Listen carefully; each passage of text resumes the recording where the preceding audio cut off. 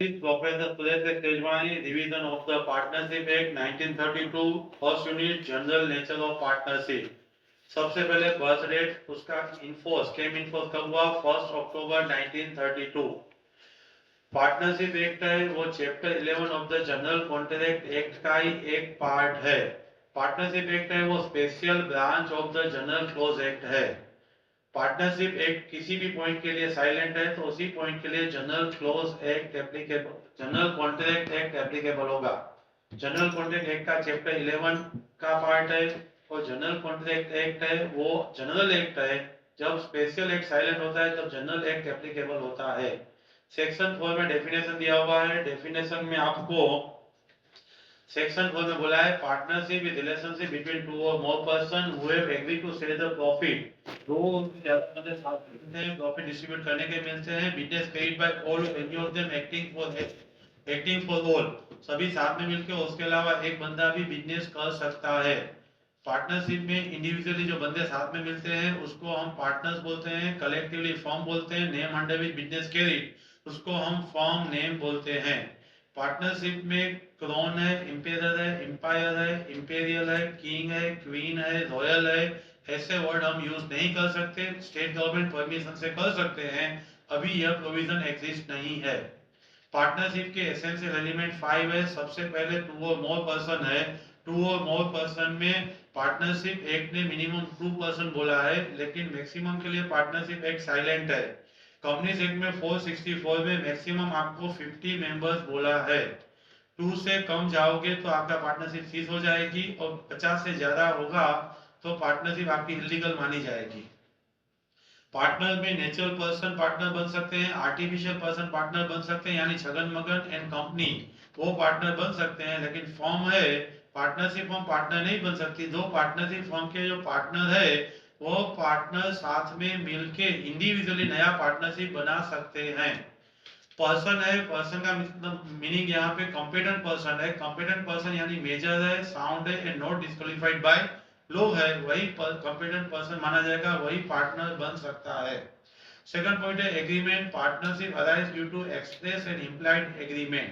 Agreement से partnership arise होता है। डेथ एंड इंसॉल्वेंसी में ऑपरेशन ऑफ लॉ अप्लाई होता है, एचयूएफ में स्टेटस अप्लाई होता है, लेकिन partnership operation of law and status की वजह से नहीं, पार्टनरशिप है वो एग्रीमेंट की वजह से ही अराइज की होती है, क्रिएट की जाती है। पार्टनरशिप एक एग्रीमेंट होने की वजह से एग्रीमेंट के सभी essential element free consent, competent person, lawful object, lawful consideration, not expressly declare to be void, ये सब एलिमेंट पार्टनरशिप में एक होने चाहिए। थर्ड पॉइंट है this must be a business. Partnership business का ही हो सकता है। पार्टनरशिप में बिजनेस वर्ड में ट्रेड, ऑक्यूपेशन, प्रोफेशन सब इंक्लूड होगा। पार्टनरशिप में हम जो ड्रामेटिक क्लब बनाते हैं वहां प्रॉफिट मोटिव भी नहीं है, वो बिजनेस भी नहीं है, इसलिए पार्टनरशिप नहीं मानेंगे। कोई आपने प्रॉपर्टी लेके रेंट पे दिया और साथ में प्रॉपर्टी ज्वाइंटली लिया है तो वो कोओनरशिप है, पार्टनरशिप नहीं है। आप होटल बना रहे हो, होटल बना के आप चलाते हो तो वो पार्टनरशिप माना जाएगा। आपका बिजनेस है वो लॉफुल होना चाहिए। एक से ज्यादा मल्टीपल बिजनेस करते हो तो भी आपको अलाउड है, आप कर सकते हो।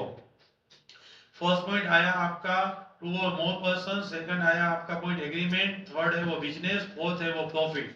पार्टनरशिप अरेंज की जाती है प्रॉफिट के लिए। हर एक पार्टनर को प्रॉफिट मिलना चाहिए तो ही वो पार्टनर माना जाएगा। प्रॉफिट का डिस्ट्रीब्यूशन कंपलसरी है, लॉस का डिस्ट्रीब्यूशन कंपलसरी नहीं है। ऐसा हो सकता है हम सभी पार्टनर को प्रॉफिट देंगे लेकिन कोई पार्टनर लॉस बेयर नहीं करेगा, लॉस बेयर नहीं करेगा, उससे वाइस वर्सा अलाउड नहीं है।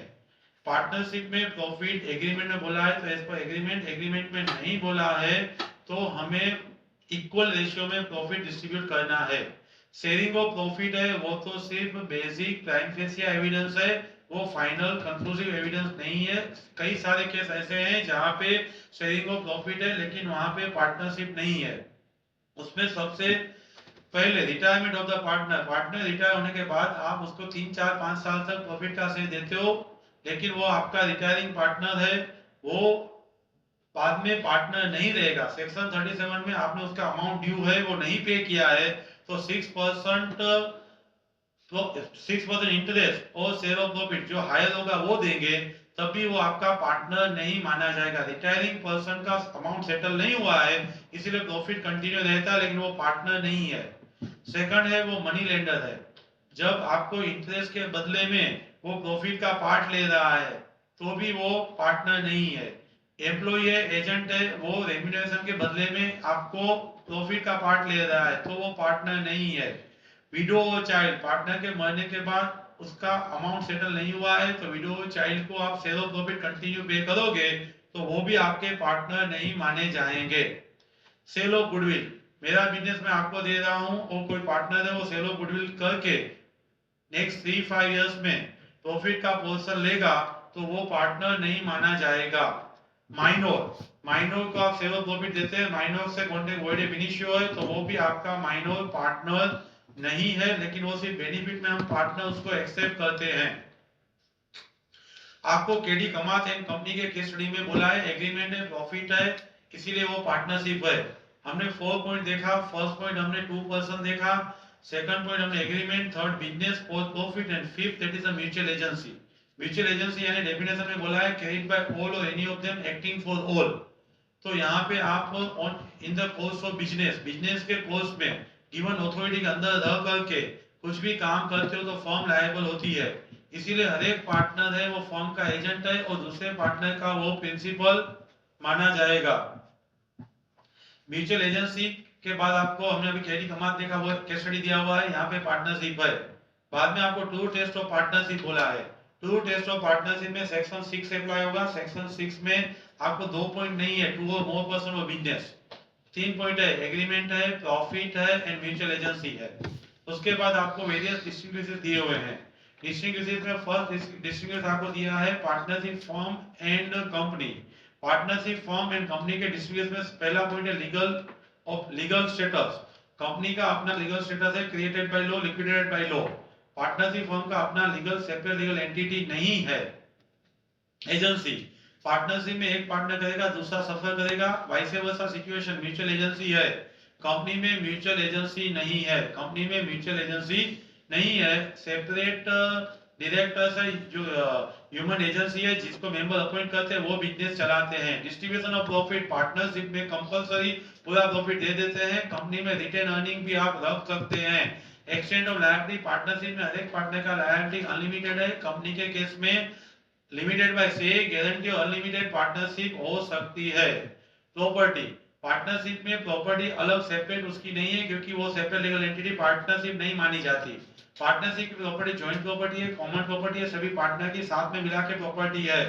लेकिन कंपनी का अपना सेपरेट लीगल प्रॉपर्टी है। ट्रांसफर ऑफ शेयर, कंपनी के केस में प्राइवेट कंपनी है, वो आर्टिकल ने बोला है वैसे पब्लिक कंपनी अनरिस्ट्रिक्टेड ट्रांसफर कर सकती है। लेकिन पार्टनरशिप के अंदर सभी पार्टनर कंसेंट देंगे तो ही आप अपना शेयर दूसरे पार्टनर को दे सकते हैं। मैनेजमेंट, पार्टनरशिप का मैनेजमेंट सभी पार्टनर साथ में मिलकर करते हैं। कंपनी का मैनेजमेंट ह्यूमन एजेंसी डायरेक्टर जो मेंबर ने अपॉइंट किया होता है वो करता है। रजिस्ट्रेशन, पार्टनरशिप का रजिस्ट्रेशन कंपलसरी नहीं है, कंपनी का रजिस्ट्रेशन कंपलसरी है। वाइंडिंग अप, एनसीएलटी है, वो कंपनी का रजिस्टर में से नाम निकाल के वाइंडिंग अप कर सकती है। पार्टनरशिप में कुछ नहीं बोला है तो डेथ इंश्योरेंस से वाइंडिंग अप होता है। नंबर ऑफ मेंबर्स, पार्टनरशिप में 2 to 50 एंड कंपनी में प्राइवेट है तो 2 to 200, पब्लिक है तो 7 to unlimited. Duration of existence, partnership है वो डेथ इंश्योरेंस से डिसॉल्व हो जाएगा, लेकिन कंपनी है उसका परपेचुअल सक्सेशन रहेगा। लीगल स्टेटस है, एजेंसी है, ड्यूरेशन ऑफ एग्जिस्टेंस है, extent of distribution of profit है, एक्सटेंट ऑफ लायबिलिटी है, प्रॉपर्टी है, ट्रांसफर ऑफ शेयर है, मैनेजमेंट है, रजिस्ट्रेशन है, देन ड्यूरेशन ऑफ एग्जिस्टेंस है, लास्ट में वाइंडिंग अप है, नंबर ऑफ मेंबर्स है। इतने पॉइंट आपको जितने याद रख सकते हैं, 8 पॉइंट मिनिमम। सेकंड है पार्टनरशिप एंड क्लब का डिफरेंस। क्लब में आपका मीनिंग दिया आईडी, डेफिनेशन में ऐसा बोला है आपको क्लब के अंदर कि वो प्रॉफिट पर्पस के लिए नहीं है, वो इंप्रूवमेंट ऑफ द हेल्थ और आप रिक्रिएशन के लिए क्लब बनाते हैं। क्लब में एक मेंबर का दूसरे मेंबर के साथ रिलेशन नहीं है, क्लब में प्रॉपर्टी में इंटरेस्ट नहीं है, मेंबर के आवन जावन से यानी डेथ इंश्योरेंस कुछ से भी क्लब का डिसोल्यूशन नहीं होता है। उसके बाद है एचयूएफ एंड पार्टनरशिप का डिफरेंस। पार्टनरशिप एंड एचयूएफ के डिफरेंस में mode of creation, HUF by birth है, death of a member HUF में इफेक्ट नहीं आता है। मैनेजमेंट एचयूएफ में कर्ता चलाता है, को पार्टनर नहीं, एजेंसी। यहाँ पे पार्टनरशिप में एक दूसरे का काम एक दूसरा कर सकता है, और हमारे एचयूएफ में मैनेजमेंट है वो करता ही करता है, को पार्टनर के एक्ट के लिए एचयूएफ लायबल नहीं है। लायबिलिटी करता की अनलिमिटेड, को partner up to share of profit. Calling of account, हमारा जो को पार्टनर है वो कॉलिंग ऑफ अकाउंट नहीं कर सकता है, पार्टनर है वो कर सकता है। गवर्निंग बॉडी एचयूएफ का अपना एक्ट है, पार्टनरशिप का 1932 एक्ट है। माइनर, एचयूएफ में माइनर बाउंड होते ही उसका मेंबर बन जाता है, पार्टनर्स है वो मेंबर नहीं बन सकता। ऑलरेडी हमने मैनेजमेंट को देखा कि एचयूएफ का मैनेजमेंट है वो सिर्फ कर्ता करता है, को पार्टनर नहीं कर सकता है। कंटिन्यूटी ऑफ बिजनेस, हमारा जो एचयूएफ है उसमें बिजनेस कंटिन्यू रहता है, डेथ इंसॉल्वेंसी का भी इफेक्ट, डेथ का इफेक्ट भी मेंबर्स का नहीं आएगा, और पार्टनरशिप में इफेक्ट आएगा। नंबर ऑफ मेंबर्स एचयूएफ में नो लिमिट, एचयूएफ में नो लिमिट, एंड पार्टनरशिप में 2 to 50। शेयर एचयूएफ में इंक्रीज डिक्रीज होता है, किसी का बोन होता है तो डिक्रीज, डेथ होता है तो इंक्रीज, लेकिन हमारे पार्टनरशिप में सिमिलर रहता है एज पर एग्रीमेंट। उसके बाद कोओनरशिप के साथ आपको डिफरेंस देखना है। फॉर्मेशन कोओनरशिप का ऑपरेशन ऑफ लॉ एग्रीमेंट से हो सकता है, पार्टनरशिप ओनली एग्रीमेंट से क्रिएट की जाती है। इम्प्लाइड एजेंसी है वो पार्टनरशिप में नहीं है, एक बंदा दूसरे की प्रॉपर्टी नहीं बेच सकता, पार्टनरशिप में इम्प्लाइड एजेंसी है। Nature of interest community of interest है, वो हमारे पार्टनरशिप में रहेगा, एक के काम के लिए दूसरा इंटरेस्ट रखता है। पार्टनरशिप में अपना से अधिक बंदा बेच सकता है, कम्युनिटी ऑफ इंटरेस्ट नहीं है।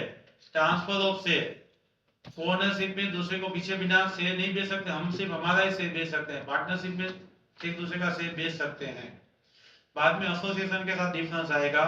एसोसिएशन के केस में मीनिंग है not for profit purpose, social purpose, some benefit purpose है। उसमें आपको 5 एग्जांपल एसोसिएशन में दिए हुए हैं। 5 एग्जांपल में charitable association, religious association, then building corporation है, इंश्योरेंस म्यूचुअल इंश्योरेंस सोसाइटी है, एंड इम्प्रूवमेंट स्कीम है। ये सब है वो एसोसिएशन में फॉलो होगा। बाद में टाइप्स ऑफ पार्टनरशिप है। टाइप्स ऑफ पार्टनरशिप में सेक्शन 7 में आपको सबसे पहले एक विल बोला है। आपने डीड में ऐसा कोई प्रोविजन नहीं रखा है कि जिसकी वजह से आप ड्यूरेशन डिटरमाइन कर पाए। 2 पॉइंट है, period is not given and provision is not given for determining the duration of the partnership. ये दोनों नहीं है, पीरियड भी डिसाइड नहीं है और प्रोविजन भी ऐसा कुछ नहीं है, तो आपका पार्टनरशिप एट विल माना जाएगा। पार्टनरशिप इट विल को डिसॉल्व करना है तो नोटिस देके आप इट विल को डिसॉल्व कर सकते हैं। फिक्स पीरियड के लिए बनाई हुई partnership after the fix period automatically converted at will. Second person है partnership for fix period. Fix period में आपने पहले से डिटरमाइन कर दिया होता है कितने समय के लिए हम ये पार्टनरशिप चलाएंगे, वो समय खत्म होते ही आपका पार्टनरशिप डिसॉल्व हो जाता है, एंड ऑफ द पार्टनरशिप हो जाता है। थर्ड पॉइंट है पर्टिकुलर पार्टनरशिप, वो स्पेसिफिक एडवेंचर, आपको ब्रिज बनाना है, कॉम्प्लेक्स बनाना है, तो आपको prosecution of the specified adventure, specific adventure, single adventure और continuous conduct of the business, conduct of continuous business, ऐसा कोई आप काम कर रहे हो, दूसरा काम आप पूरा करके देने वाले हो, तो वो दोनों पर्टिकुलर पार्टनरशिप में आएगा। काम खत्म होते पार्टनरशिप डिसॉल्व हो जाती है। नॉर्मली सब partnership at will and general होती है। जनरल नेचर ऑफ पार्टनरशिप में आप म्यूचुअल एग्रीमेंट से कंसेंट लेके जनरल इन नेचर कोई भी एक्टिविटी कर सकते हैं। उसके बाद है types of partner. Types of partner के अंदर सबसे पहले active ostensible partner would take part in the conduct of the business, जिसको रिटायर होना है तो नोटिस देना पड़ता है, जो थर्ड पार्टी के लिए लायबल है, that is the first, that is the actual partner. Second है sleeping partner, not take part in the conduct of business, share of profit and profit लेता है और पब्लिक नोटिस की जरूरत नहीं है, थर्ड पार्टी के लिए लायबल है।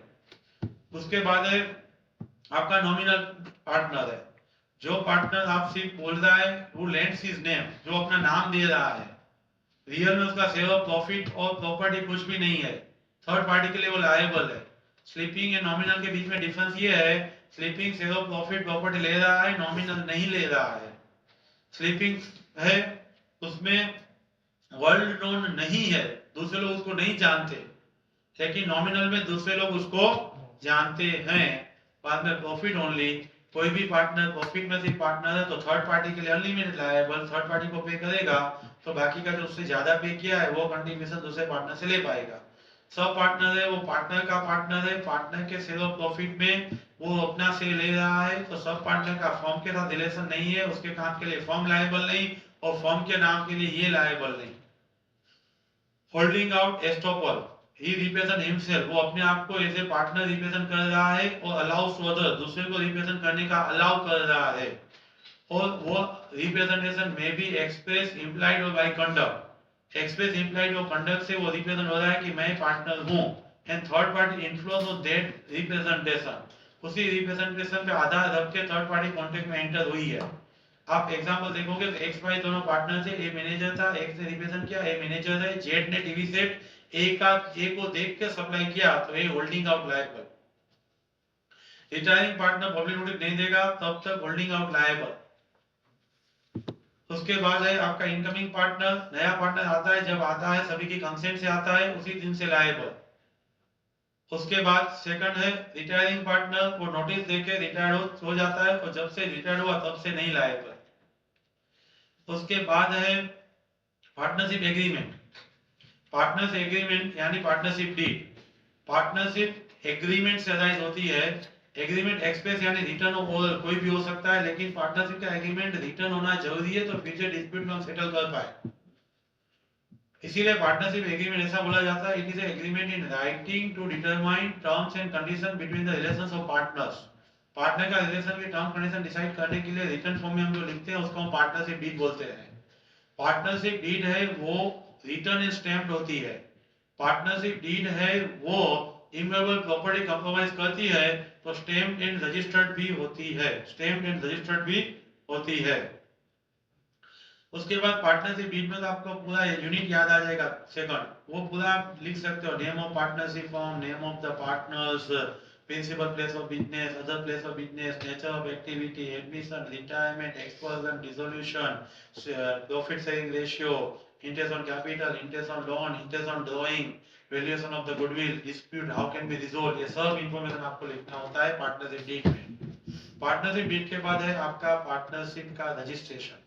Registration of partnership is not compulsory, आप वेरी बिगिनिंग नया पार्टनरशिप स्टार्ट किया तभी करना जरूरी नहीं है, मैंडेटरी नहीं है, कोई पेनल्टी नहीं है, लेकिन आपको प्रोसीजर दिया हुआ है। सबसे पहले आप रजिस्ट्रार फॉर्म के पास जाओगे, फॉर्म इन स्टेटमेंट उससे मांगोगे, उस फॉर्म ऑफ इन स्टेटमेंट में आप जो डिटेल मांगा है, name of the partnership form, principal place है, अदर प्लेस है, name of partner with full permanent address है, डेट ऑफ ज्वाइनिंग है, ड्यूरेशन ऑफ एग्जिस्टेंस है, वो सब डिटेल उसमें आप फिलअप करोगे, बाद में उसको वेरीफाइड एंड साइन करोगे एंड सर्टिफिकेट रजिस्ट्रार को दोगे, तब आपको इश्यू किया जाएगा। आप जब ये सब डिटेल उसको देते हैं प्रिस्क्राइब फॉर्म प्रिस्क्राइब फी के साथ, तो बाद में उसको रिकॉर्ड पे लेना और उसका routine day to day duty है, you can assume that deem to be registered. आप जब उसको देते हो तब वो अपनी फाइल में आपका फॉर्म रख देता है, अपने रजिस्टर फॉर्म में नाम ऐड करता है, आपको सर्टिफिकेट इश्यू करता है। आप 58(1)(a) में जो अमेंडमेंट कुछ हुआ है पार्टनरशिप में वो इन्फॉर्म नहीं करते हैं तो आपको 100 पर एनम और पार्ट ऑफ द ईयर 30 दिन में इन्फॉर्म नहीं करोगे तो आपको पर ईयर 100 रुपीज, यानी 2 साल 1 दिन होगा तो भी 300, पार्ट ऑफ द ईयर का भी 100 रुपीज का पेनल्टी लगेगा। नाउ आपको दिया हुआ है कि डिसेबिलिटीज यानी अनरजिस्टर्ड फॉर्म है उसकी लिमिटेशंस क्या है, तो उसके लिए सबसे पहले अनरजिस्टर्ड फॉर्म है वो पार्टनर फॉर्म पे अदर पार्टनर पे स्यू नहीं कर सकते, अनरजिस्टर्ड फॉर्म में थर्ड पार्टी पे स्यू नहीं कर सकती, और किसी ने स्यू किया है तो उसमें अपना जो रिकवरी 100 रुपीज तक का एडजस्टमेंट ले सकती है, लेकिन कौन से उसकी लिमिटेशंस नहीं है। अनरजिस्टर्ड फॉर्म भी क्या कर सकती है, अनरजिस्टर्ड फॉर्म में भी थर्ड पार्टी उस पे स्यू कर सकती है। पार्टनर्स है वो सेल ऑफ असेट है, डिसोल्यूशन है, अकाउंट सेटल्ड है, वो सब अकाउंट मांग सकती है। अगेन ऑफिशियल असाइन या इंसॉल्वेंसी के बाद वो भी असेट बेच के अपना जो ड्यू है वो पे कर सकता है, सेट ऑफ 100 तक ले सकता है। लीगल रिप्रेजेंटेटिव है वो भी, लीगल रिप्रेजेंटेटिव भी अपना से बाकी है तो उसका असेट बेच के कंपेंसेशन ले सकता है। फॉर्म रजिस्टर्ड, फॉर्म का रजिस्ट्रेशन नहीं है तो आप स्यू नहीं कर सकते ऐसे हम बोलते हैं, लेकिन एक बार आप पहले स्यू वापस खींच लो, बाद में आप रजिस्टर्ड करवाओ, तो आपका ये डिसेबिलिटी अप्लाई नहीं होगी। आपका जब आप स्यू कर रहे हो ना, उसी डेट पे रजिस्टर्ड होने चाहिए। तो पहले रजिस्ट्रेशन करवा लो, बाद में स्यू करो। एबीसी 3 पार्टनर से सी निकल गया, वो आपने आरोपी को नहीं बताया, तो आपका स्यू वैलिड। लेकिन ड्यू आया, वो नहीं बताया, एडमिशन नहीं बताया, तो आपका स्यू वैलिड नहीं। इसीलिए partners and firm both should be registered, then only your suit is valid. Thank you very much.